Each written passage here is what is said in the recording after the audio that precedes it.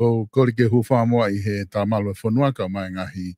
Tala fa da ko do be fa o te proklama ni ka da fa mari ko ni ke fa ho ka ta proklama ko fa fo no fo ki he fa fini. O ko te tata le ke te mo tol ko do be mo ka fa da mo ma wa I fa fini. Tem te ta be ko fe fi ki tata le Mr. Polisi ona po Paulo piven piukala ki he polokalama fefin piven ma da ma fefin pia mo fefe ha ke piven de me tongan pa mo campaign fa hoko malo pisolo pa malo mo fa mali ko de pege u fa te pe fa tapu o tok mai le aku na mau ki to fa au si i to mbololo pa tuli mai nge ta programa ka wai ki campaign a filia i long term ko o si ni kai fa finga ki ono moni e solo ko o go i ko foi vai hala ma fa ma ingai neongo be lahi o meaka ko o i mafasia o pito he vave ai fili ka ku lahi mo ngai mea ko koko ka ke taki mai pe sol ko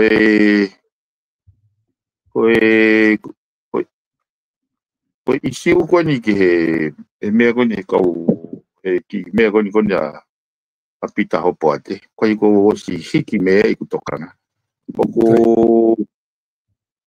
o whakapura mai o ki whoha goni o lao mi fisi ki whai tutuko ne a koke o ko roto ke ne hanga ke ne hanga whaire ha lao ngā ioi koe whamau ni mai loe ana i wole ke iskwani ko silava whakapapau koe whaunga ngāwe na nau whai o kui kai ke o kai ke was unlawful o ku apia paies ko mea ena do don ke tokanga o pito ai whamau ai o ku tau mai a bongbong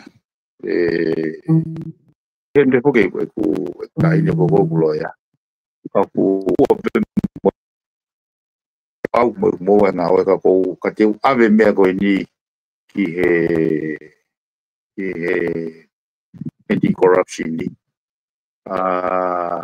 pe he foke institution penal o fia pe hoko mea ko ni kine o mai tokanga ke mea ko tui o kuia elementi te injustice faka total corruptions pege taki me pe ta programa kapag te ta restrict pege foi ho ta haka hoko te ku fononga ke campaign fai lonte ko ia mahina pita e fatala no ke fai pe mahina pa mo fatongia te hoko mai ta ki kamata pe mo ta alho don he ta polokalama mai fe fin ko loto ke o atu e fa matala ko ia ki he fotu ko tok fanongo fe honi i he le tio ko ni 551 o ku ko PM tonga i he interview ko ia o lot vai penane whakahai o ku o si iai nau kantiteiti toko ua ai kau no pere ki he fili paremia. Ai ana hingoa o yongo no pere ko ni ko lot tui wakano pia mo lot whawhanua. Ai hene tu ko ia ko loto pe ke watu mo ai whakaukau ko ia pa mo hongo ko ia ku tukumai ko he kau no pere. Ko ilo pe ko kia ha hongo o mai ki ngahi kau taha. Ongo lalahi i murini o ku ko ongo ku whakakata pe he ko ongo ko ki mo onika ko ongo ni o ku o mai hanga tonu pe lo tu vai pe ku mahino ko tu ku ngai ku iai e ka no pere na tau whanong pe fungi nai whai e nau whakataha pe na kai ke fu o mai ha official ha whamatala hange ko ni ku o mai e vai a ko ni ka ko fi lo tu pe ke o atu ka te ko ku ha ho wakai ki ai ko toenga fokia o kakai pe mo mau whakakaukau atu mau sio taha pe madoke aha uanoa wike kaha o ke he whiri ke lava ki whale area. Kone osi koe ui me koe whiri he tu apure lulu mo po uri koia ku toki liri urewa e mau mouti ke mau whakakaukau atu ko hai e pare mia. Ta koe ni te ke whae tau whiri ko tuku mai he kau no pere ia toko ua. Whahawari ka au e piveni ano o mai toko ua ko inga he si hanga li split pe e fo I fika ia. Ana to o mai na fo tu ko to ta. O de o si atu ke ko ngari o na tu fata. Ka kone toko ua ko pau ke malama ke hoko ai split ko ka ko tu ko ngai me ma inga tu ton ke tau si nge ke ka wat ka te ko ha ho makai ki fo tu ko ni piven. Malapi solo o ke mo ni na ki whanonga ke mo awa ia nei. Pena no fo o haa. He uhinga ko ni solo. Koi. Kai ke nau an April e kau no pere ke nau hanga o sense ke nau hanga o fua e tae mafu society. Kia hau e fu manga wha pere ngesi. Nai toke o siat pe ai whehanga ngai pure anga ko hiri pe mwene a fio. O ne tupu ngai ngai ue mwelongoa. Peo te keke, peo ko nau tolu pena nau hanga pou I pure anga ko ia.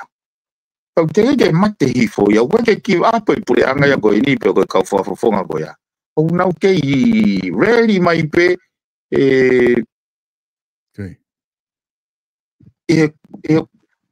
nau whakau o te nau kei whakarere pure anga pe. Ka koe ni solo. Koe statement ni ko pe he o siai o candidate ua ai kau no pere. O lake o primatiwa. He wake ilo tae pe lawa mai ai kau no pere ko niki loto. Ka hange o kuongo kehe kau hono li mai. O koe kanga ilo pe koe hae tau mua. Solo to yongo vevela anga o ngai o ku mau mafasia he whinga ke koneke ho mau mafu ba meloto e kakai he mau inga ke o mai nau whalala ke pure I le whonua.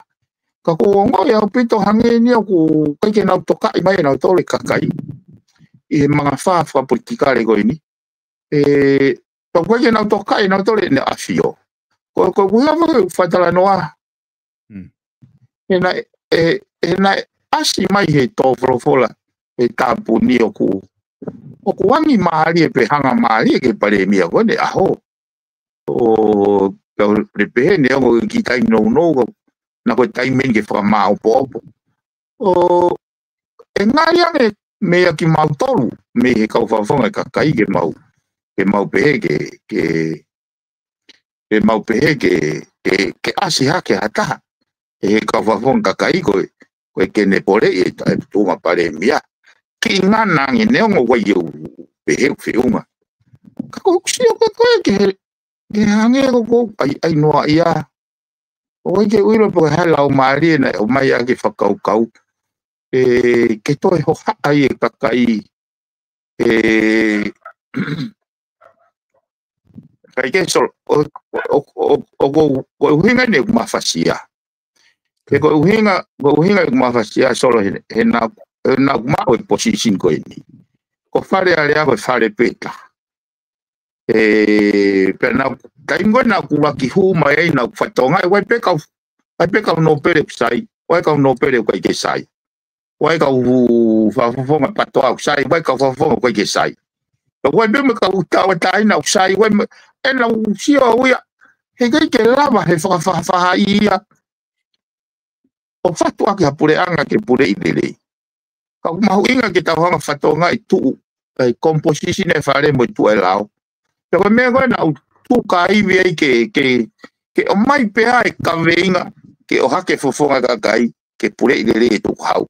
Ko ha kaweinga e ke tūroto ke ngā wei. Pea ka pau waha tawa taina waha patoa. Nau tui kia. Ipa nau mai o ngā ue whata. Ke he isiu go ia. Kai o wharewa ko nau toki diriu e lao ke ka pau koe mea iau nau tui ki ai e tōla hea whare area. Ka toki alu whakaukau ki ai. He malawa rewa ke hanga ka kai o puke ai pāti, piko pāti ko koe. Puke nau tolke nau akaunta polo. Pe ene pehe e lawa rewa he pāti o filu tae nau kaukati teiti. O hange koe ngai mea kou tau sio I muri. ka wikai fo ke pehe anga tau fili pehe na to tonu ke mau inga iange te pile ho eki tono fa mau po fo noa o hange ko to fola na ko tai mi to tonu en ke tau fa mau po tau hala fo no fa pikare unu ki moa ko foi hu mai go ke pehe ke asi mai ko sia o stala noa de ka no pere ke na u candidate solo na farea me ko ni ai mahu inga ke to o whakaukau me whare area koe whare whahoko weki. Foi moni goia kai te lava taha o wei. Foi moni goia e tu uloa ia. Foi moni goia e tatau ai peia. E tatau ai pepe koe ha. Te tokolahi ange pe ke tai tui kai. Ka koe foi moni goia e kai ke lava e whakaho weki o mai e pulelelei ke whare ke whonua. Ai ko uhinga koe. Kai oua rewa ko nau hoko koha. Whare whakasewaniti. Ai a koe kusio. Koe sea koe whare area. Kua tui e koni stutone. Tui koni stutone kua pau koe no pere ia. Pea koe kuango e ku viu solo. Ko ton ke tokanga pe kau no pere. Koe ui ko nau tolu sea i whare area. Pea nau nofo ai. Hoko nau tolu koe foi whakaparanisi. Hoko nau tolu koe tau kakai. Hoko nau tolu koe awhiwala. Hoko nau tolu koe fohe uri ke pure i lelei. He koe me aia e malu ai mo tolonga mo merino ai whonua ono whakahoko whakarelei o nau ngai whatongia. Nau whalawe mea koe ni pia koe na kua o si hanga hene a fio o mai whakahino hino no whapeka o no perei whare o mai executive ke o mai ake he whiri a kakai. Aia ki au ko o ngoi au pito i manga whaa koe ni solopa kou. Kako whakamea pango ia ka pau te kei ke lava he kau no perea whakamao popo mai nau whakaukau ki he tau. He koe ki au ea solo, o staime nana toni ko se iti hanau exit package. Ke nau au ka whai taiming tala mai sai, o mai ha mau package e madolo ka mau mawae, madolo me whare area. He koe whare ngā au e, whare se wāniti ia. Ko neu nau mai na toto e ai mai ke nau pure i nau tolu a whare area. Pea toi pure i tamu executive. Ai mea nai tuange mai he ne a fio. Ki he whakapoto e whia kakai. O koe ngahi uhinga, ke wanga o ate ngahi uhinga na e mea kei ai nopere, a nopere vaea. Ke ngā ke wakai kei koe ngahi uhinga eni, o kune justify ki nau tolu, ke whai mo whotu mai e nau i nopere ua ke nau i helakanga pare mia. Uloaki. Lahi hono whakawhehu i e puri anga koe ni, kawai isiu e minister polisi, ke lava PMA ma TPMA ke solova. Ua. Ka taitokanga PMA ma TPMA ki he discipline, e more molare me he kakai. Tolu rewa, o kufu maalohi ai whakawāhenga i he tuu e kabineti me wharearea, ko uhika u palomesi whakawāhenga, lolotonga kempeini. Palomesi e kau kandidati whawāhenga, lolotonga kempeini bak malohia i kabineti me wharearea koi ai, i he lau koe me ai nopere, ko to hinga ia ku nau huma ia me nau kandidati ua, ki he lakanga pare mia, ke solova u isi we tolu ko ni ku atu. Sai, ka matape me unga uruaki. Pehe ko au, pehe ko minister polisi. Up to now, when you will have a issue now, Tanoai. Figure out more for Hoko Fatogia. Kapau te tau pehe, ko issue go i whare area. Solo. I longa i koe, e nau whakawhare ware loi, he mea go hoko. Ko poini koe nau hango o whakikihi ai. Uruaki, na e os brief mai mautoru ia whekau aki, pea moe ave aki paanga. Paanga uri, ke paanga ke ai trucks. Ngahi operation go ia.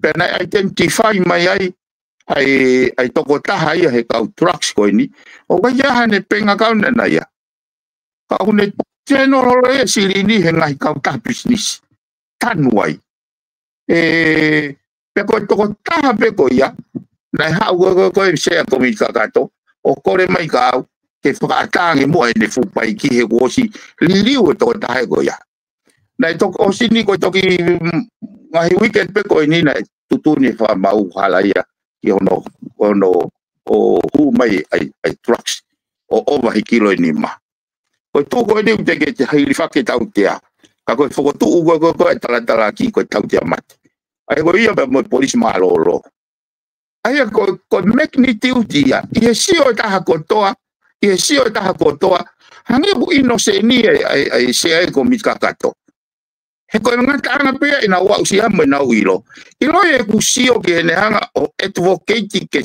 fakatuai i lago ni ko kusio mai au ke mata ha ko tupo e fonua ka ko ni solo hena hoko isi ugo ni o sia ba folawa o ya ha u lopi holo itua ke na o ke unga ke tu au kitua ka ko ni ko me en go na hoko o fe kawe pare mia pe mwene mo sio ke video pe ka pe na utu na pe ange sio mai ka mo pe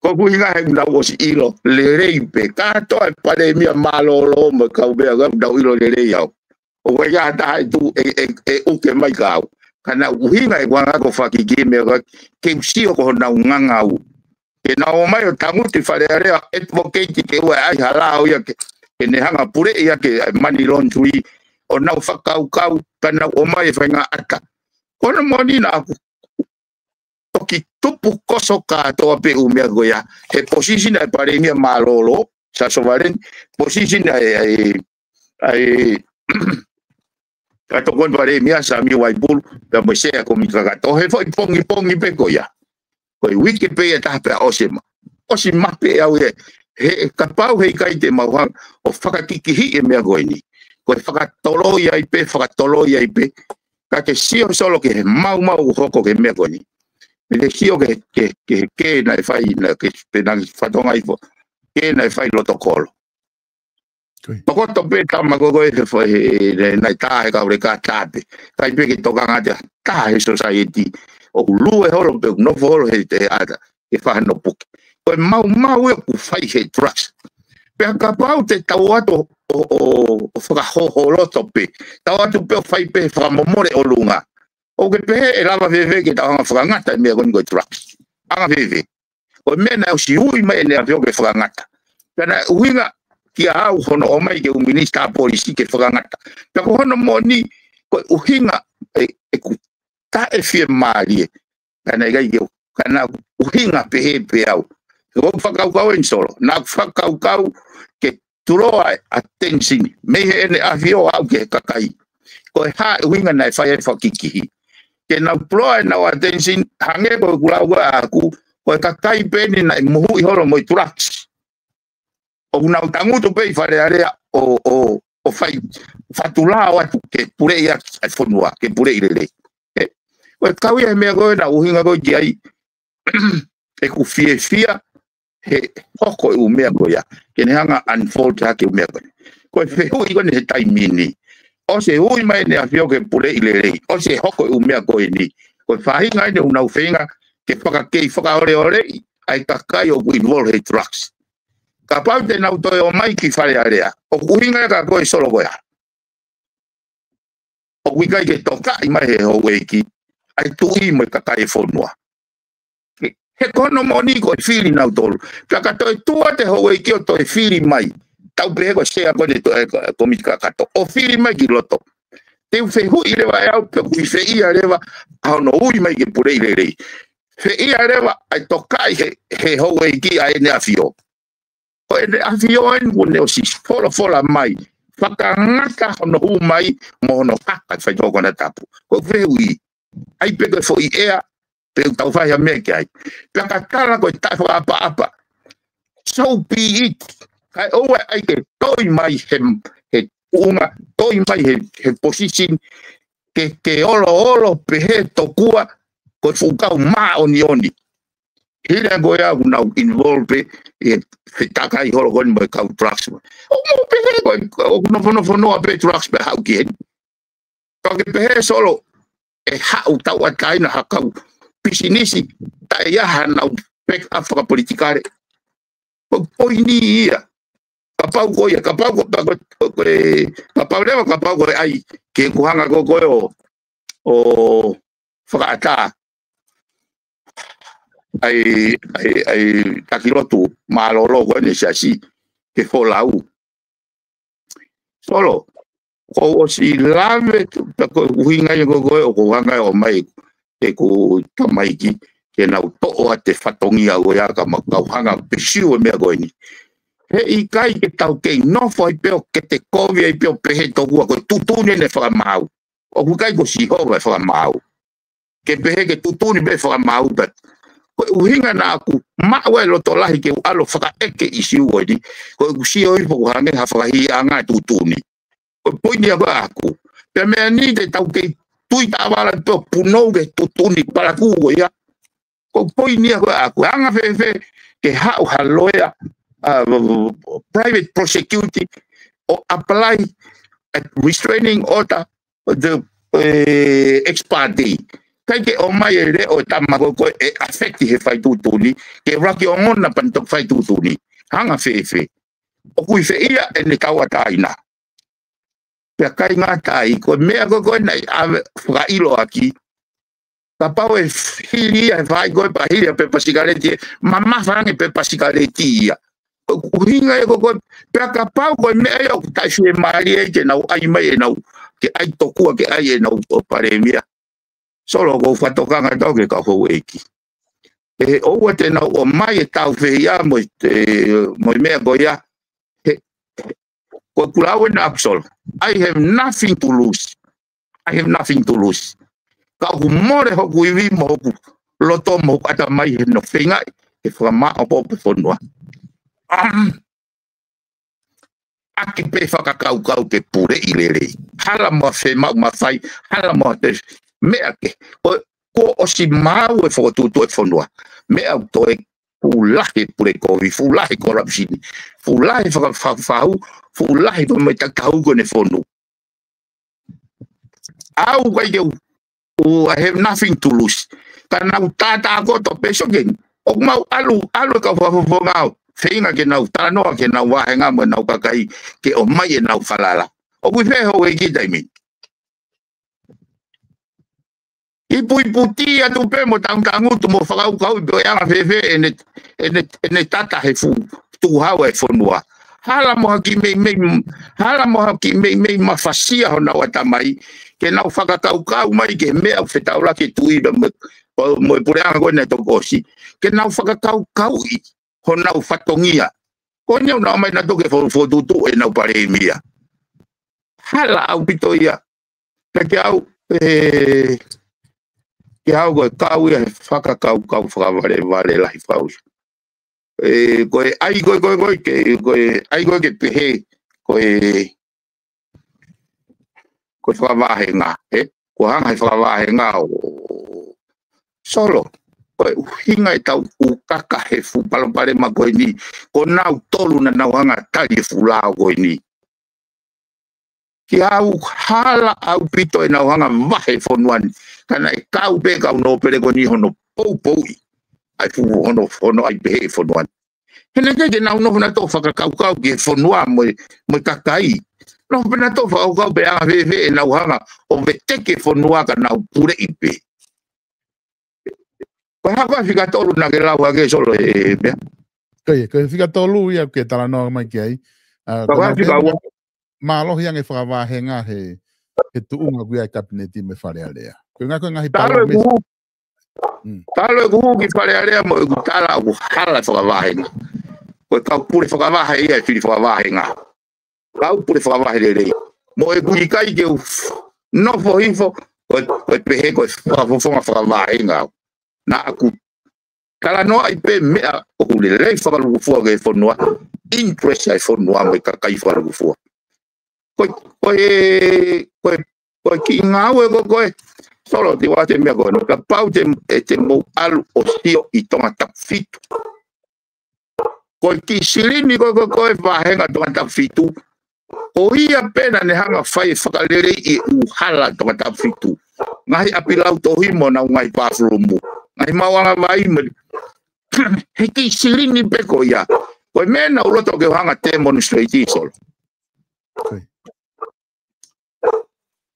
Ka tau e pe kau pau si kai tau ki seniti kau ku pule I le e lava ka kai o sio ko no fua lava sio ko no ola na ku hu mai au o atu toa he raki hau solo ko e hala ko e para kua na e foi a ta na kai mai he hala I loto pea pe hanga fai ka I hala na ko ke tu ko ke fai ka I ui mai ai fine mo tu a he kau ma api ko hanga te fulu ki ai o pe mai ka fa o ku lava pe me ale le he hala o sai pe hala ia ka mana fa ka ya ko ku mana fa ka ya ko tu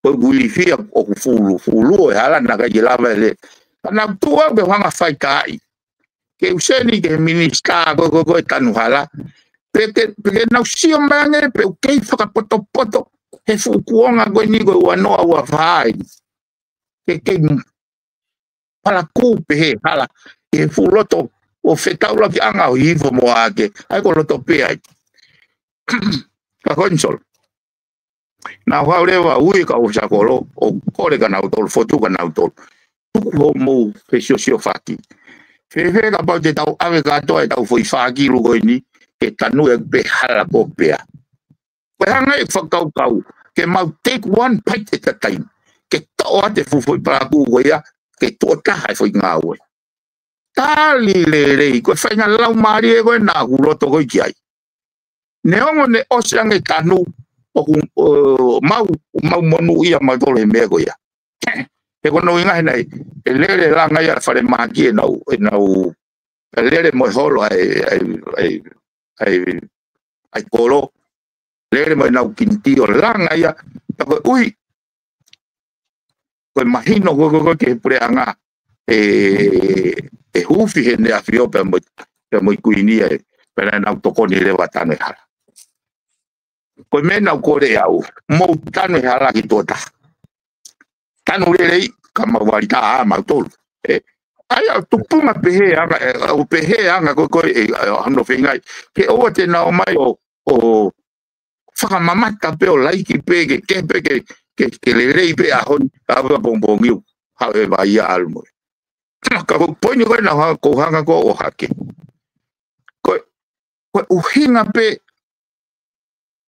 at pare mai hono whakalere fonuani ko nga ko o mai ko pe mo o mai mo sio pita hala ke te kala no au I fale area ki hamea ke feito ku mai ko wahenga hala de ta no wa mahino ka uia na ku no fa kiki ke patsete me ga to patsete tanu hala ia I foi ke kuota ko vahenga ko to be ia I foi milionai ko ne tanu be foi hala vahenga ko o se na milionai ta ko ya ngata ina tanu hala tali ke ta fo tai ke o se ne tau whakalaka tau continuously improve o hana ko gula una maului to mololo ne okay mai foi halala ko to be he lotokolo to mololo o stanu pe valita ka ko va henta ka tai ka una mau ia ne tama e piven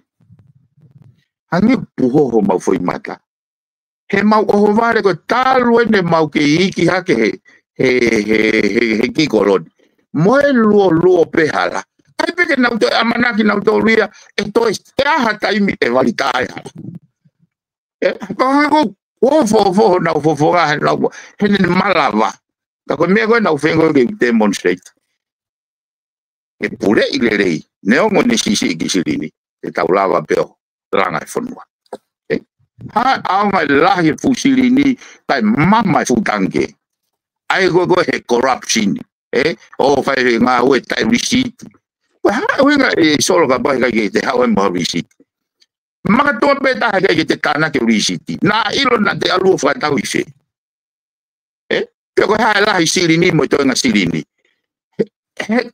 he ko fu me ko ya isa basic 101 ko alu pe fa ta o fa ta aki ha sirini ata ke ko pau ke ha ko mo ne risiti ha mo te to nga vete ha mo ne koloa ke ne hanga o kene hanga demonstrate ko me ai go na malava o mai aki me ene to ene ka ke mau me a to nga se ni tie ko ngata pe te paanga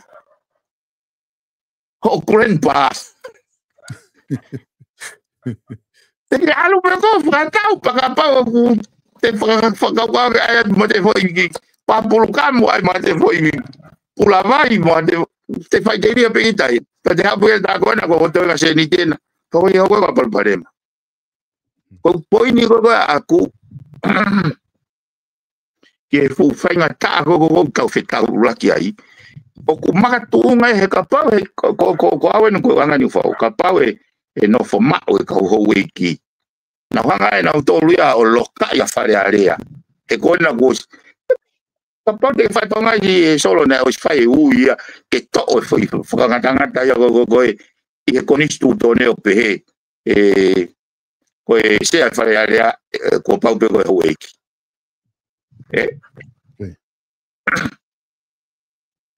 ko poi ni ko aku ka pa una roto que tau coexist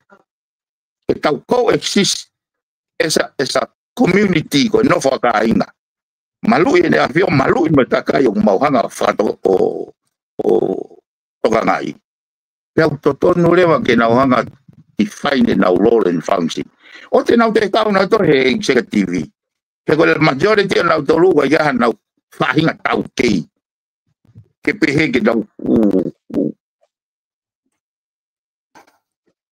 mahalo ko sioko tu iba no pe ta hai fatonga ai na ngau ha ke lalo e civil 7 to nga ikai ka ye ana u ki tau ke na to ngau ha ke se va ni civil que aloha que fayako ala que yo hato CEO pero ha fena hala aí ko CEO kapau ko palparema coño os imagino que te hawe palparema ko me go sui ta ko to que firi fa lu fua ya ka we me o tu ya que ai o se firi por nga ko a mente la que firi fa lu fua ka fa fua que ne hanga uri mo wai ba mo ko palo me spe ko to kituriki ka te lava o hoko ko national statement te nga ke ko te nga we te whakaukau pe me ha tafu ki niu tō aki ke oua ai ke te whakaukau pe I'm comfortable pe au he ki turiki ke sai pe mau ki tawhaki a mautolu he te wal pe au ya whawhangai e nau a pilau tohi mo ai nau tuna mina ka polu ko wini au ia so ka whainga mea pehe ai he ene pehe e kai pe ke tau lava tatol o mai haka kai lere ki whare area lai mea ya ku kai ko solution ana ko mai ke ai wa nau na tau ai haka fica ua ai ko foi ua na haka fica me ko na te fica tolo aqui ai kai ko ni kakato ia u me ko na lau atu ai ni ko kai ko ulu aqui ko au ua ko e pipa wa nga tolu ga ai ko tolu foku pe ka ta tokanga e paremia me tokon paremia ki discipline e more molare ko mi nasi tala no pico kava mai oia ko me go firma go ai go fale lave solo it's about time que tau mote nice e tau frapa pa que ne afio e mono tokanga ai fofonga tatai o hake fofonga ka ma it's about time e wange ne wa ia ko ma o futa wala mo alo fu he que si me corte ko me ia go gulau kana ona to ko la po ko pe ko fe ai tau foki tau dolia que tau te vive si pe ko kau fare si me kau satu si o ke mauinga o ke hala pe kau saberi Kada tama no ka jijia mo ange ko saberia. Ko sio ki ai foki I te whaaki koe ni. Ko inga ko ia nau to tonu ke nau kau ko he I he onau hingoa he pare mia. Ka ko whakakau eni na kuhange haki fo I li mai pe na ko nga na wai pa fo I li mai ke nga ke mai to komu na wai pe ni I hie ka fonga ka kai ku nau whakakau na to ke nau nga unu ke ta whaaki ka no pere whakatokolahi ki ai ke nau whao preanga ko pa ko toko hiwa pe ko toko nima pe nau fia mau ke nau lawa tapuni ia ke preanga ko ni na ko preanga ko ni kune hanga au kai foki anga nau minister pe alahi menga himi aku mo ta ofi I ngahi tafaaki ke heke na aku tapuni ia ngahi tafaaki ko e nau loto ke tapuni e preanga ko ni aki hanau nga unu ke tafaaki ko e pe mo hatoko nima pe hatoko fitu I he kau kakai. Ka kone tō whok ko ia oku hange ko lau ko koe ni hope hanai whaha taha kau kandi tom whae whakau kau koe ni tau hano he kau sea ina ka kuk te kai ke hua sea ina ia whau lao. Ko tau kakai pe o tau whau lao ko tau kau whafonga. O toki awa ki ngā ue ke kau sea. Na ka kuhange koe ni o kua hamau toko taha fitu. Te mou lawa tāpuni o si aki ai kau no pere ka pau ko uhinga ia. Ka koe no ka kisi o ngehe tawa aki koe ia pe koe Peko ngahi makatuunga na guaha kau whafonga kakaya ku nau tāketi ke nau te whoki pio whae whainga whaupure anga ko ia. Solo mahino ka jago tuku fuhu mo tua ia. Ai peko koe ke whakatau hosi. Ke nau tau ke nau hanga whakatau hat foi toko nima, foi toko fitu. Ka nau whotu pure anga. Ko os outdated ia. Koe ke toi no longer relevant ia. Aku hinga foke movete e kakai ko ngau e kau ho eki. Fai mo e ko kia oia I think mawinga ia ke stay on top ai ne afio e mea koe. He kai o wago la ua mea los hopa. He kono moni ka pau e te nau pai mea koe ngou lau. Nau hoko koe fohe uri koe whakatau lama koe pure I le whanua. Kai o te nau o mai o tata whinga ke whasiohan. Tuku ange a papineti ke whili me whili koe kakai. E uhinga koe ni solo.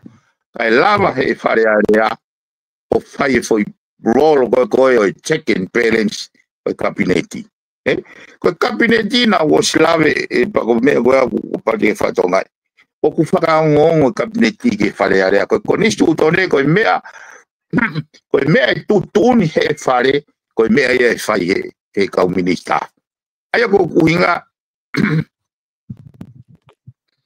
na wo mai o faka ma po fonua tu ko o mai ai mafai mo ai I koloa e kono moni ko o si movete pe kapate ke fatonga I ko ka fonga kai ko o si movete pe wai foi timi ko na na fa fe paki ko ne afio o au ke poi una peatu o ga ya no mafai pe ko kakai ko ke o me ai o falala o ko ke falala be o ki ai o lo tonga existe foi para ma ko ya hen pe ko tau fenga ko ni ke tau fenga mitigate me ko te ha una tolo te ai hafahinga mea ke toi lahi anga e walau e whanua. Ki hau whakaware a bite whainga whakaukau go ia. Kau koe ki ona moni I have nothing to lose. Ka pau nau fe toa minister me au toa minister. But I will still be a voice for the voiceless. As long moni lau kono Rotong ha mo ke filia o mo fafafong. I will always be your voice. Ka koe mea koe ke ai koe ke masi soro. Ki hau koe mahu inga koe ke vete u mea koe ni. Ki unga ke tuku ai toi he ngai fu mawhai. He oku korapu ngai fu mawhai koe ni. Hei mea solo te utoki hanga au te toki lawe tau ki ai.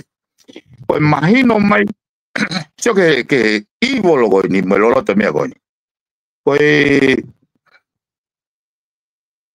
Ko tutun pa mauanga. Pea faile ai fu foi fra mauanga loia. Faile record loia. O aluia tauhi moia e lai peri ko ai USB. Pehe tokua ko tutunia. Tau foi tutun loia.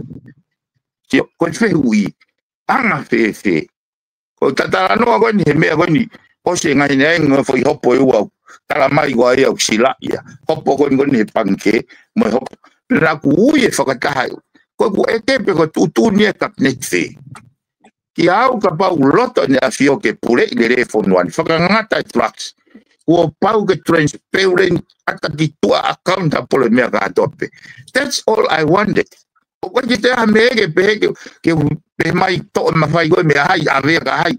Ki au o fie maria o mea koe for tutu e taimini. Te tau to continuously improve pe ia. Ka ki au koe corruption. Masi, wike hoko koe ne tolu.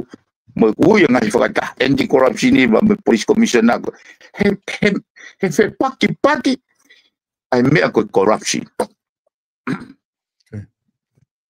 fai tu uni ake mafai ki hene whakakau be mo ne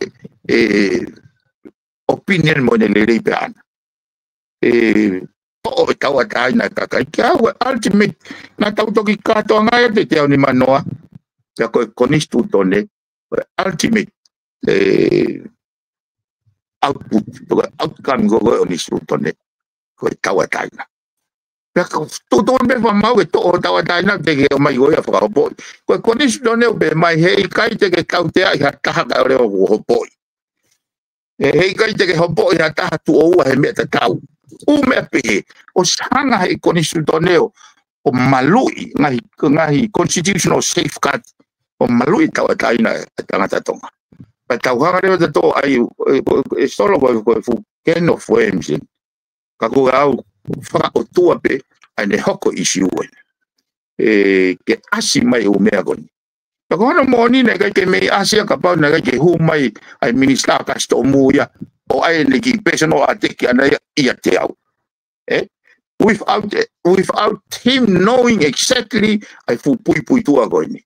Ko pehe ko na interfere or never interfere. Kana reason pe ko ha uhinga. Toki ilau ki mui o ku it's a no. E kai te ke lava apply a restraining order on a ex parte applications. Inter party ke pau ke ongona ongoreo ke unga ke ilo ai pe ta ko na ko vai a ko ka pa e kai ke folau ke follow ni foi a kau pe igu ya ho he me a mau time ya ko me ya ka fa mau ki mo na nga restrain hata pa ke substance allocation ni ya ke how I have no fear even ka pa na ho ko ku le pe ni ke me ave mo to mo ki minister policy ko me ko to ka ki au ko fofonga ka kai o hinga e tau ki voi mo really taki mo oski avere nga ke ngau goni. I have nothing to lose. Ko ia ko fu sameli a be ia.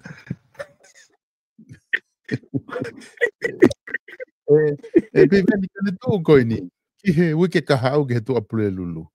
E lava, ai e kau whakafofonga i kakai, o whau hapure anga i a te kinau tolu pe, without ai kau no pere, i ho anga hawa kai kei pe kai. Lava lerei he mahino ke kau no pere, o kai ke te whema ke nā mawhata hosi ai. Te kātu ko men, this is how I foresee things. Ba no fa kau no pere ko ke nau te kawe. I lai hau pe fo tō tawi tūte na o mai pe na tōlo rak whakau kau i pe. Ko uhinga ko mea ko heke mo tala noa ke. Ko no winga ko hange tangute kau no pere. Hange ko hafo i. Hange ko haki wafu ke na i hola ko ki aiga.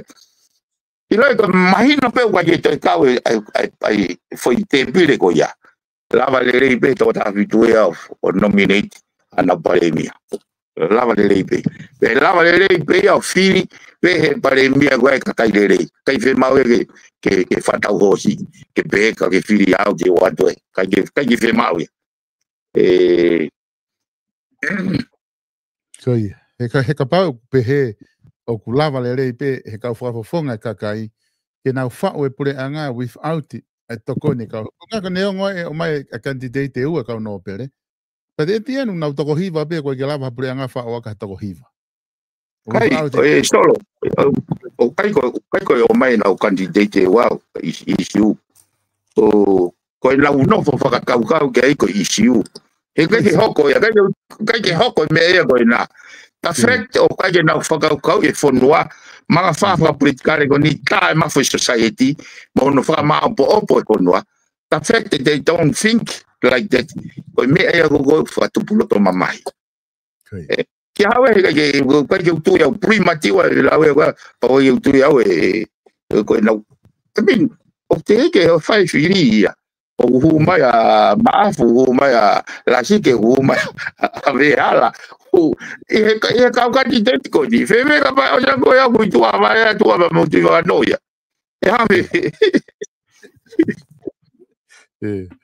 ta capaz que ya wat ki he pure anga ki i auto pre lulu pe a o tu o se fili o ku ka lava to ta fitu pe to ta fa me to ta fitu o fa o pure anga e u ia ku feila ka fo fonga ka kai na ave ka kai ki fale ale ke na fa o pure anga kai ko me ku ke pe te kapau ko ne imagino pe ka no pere ka ya na rol e pre executive fa ka na tula pe ko no fa o pure anga to ta fitu ka kai fa ka na tula okay.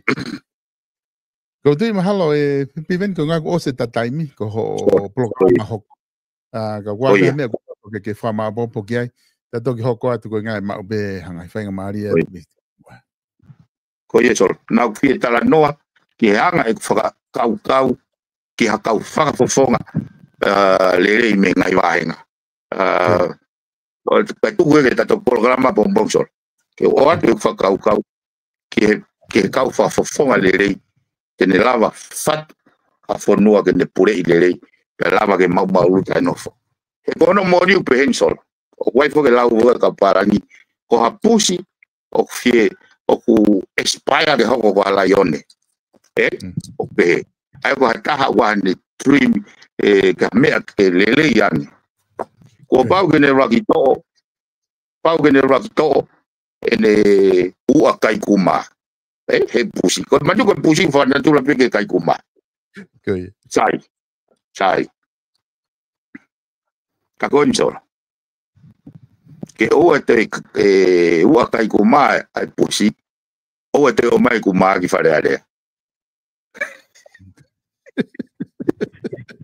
o va so ka turi ki me ko ka ko pong te tatara no ai ke mawinga ke o mai fa kuma ka mai ha fa la yone ki fare ale o va tu piven malo apita ta toksi o pong fa malo te kainga lava ko ia tau programa he fini mo kata ki be i he bave programa bave be fo ke le taimi ko o sene tau ho ta haka ko ki hinga ko ho ta hak fa le pe mawa over ka ko nga ko programa hoko ku mo ki ai minister ko pau ke ne lava tu ki ai ka sai be ko hanga ko la ko ni ku ta he minister te mate foki mai be fitu a pongpong fitu e fiaf a pongpong ko nga e tala no ai ki hanga ni whakaukau ki kau whafonga le lei me hinga hiwa hinga ka mo maha pouri o whaat ka mo dol o mo lava kau mahe tau proklama whawhi e atu ke mo te foki mai pe a pongpong he taimi fitu e te hoko atu ai tau proklama ko e aho ka kato au ka ki lava ha tau proklama ai o ku ai whatongia o ku ka ki te lava o kanseri ko pau ke u iai pe ku ka ke lava hapainga proklama pongpong me ka quantity tu ke ai fitu e fiafi ko was foki mai au i he ni maki apini pe lava leva o whahoko proklama ko ia e fiafi pongpongi ko monite me tu site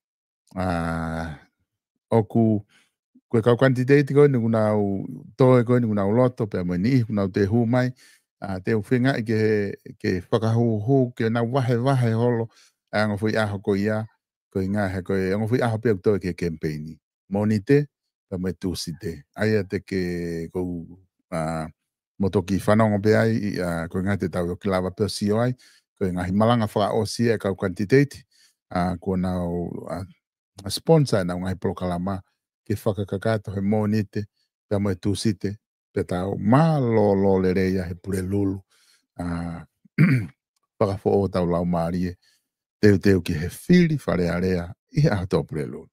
Pakoi ai ko whamalo atu ai te motol whamalo ke tau kau sponsor ki motol mo lo i beko i taimien ne ku lele lo fihangi au ai prokalama ko ngā ku whamalo atu ko ngā ko mo ngai tokoni ko mo lawa whahoko mai ke tokoni ke tau prokalama tata te whito e tau ka ngahi kau taha ko ia ku nau tokoni tu pau mai ke tau ngahi prokalama ko toa pe South Pacific Loans au ku katahalo eni i katahano eni i Manukau ai tu he Cavendish Drive i ka wa Starik Tupo pe mo ne katahano ko i ko South Pacific Loans te ke lava pe ko ia o taka ki nau tolu i fika ko na noa walungeau walu hiva walu o lea pe ko hawhai ngā fie mau o talanke te ki nau tolu na ke whanong he prokalama pe te talanke u ke fie mau hano pe ka pai kai pa ke hu pe ko ke na website okay, klik ai kona ku asset based screen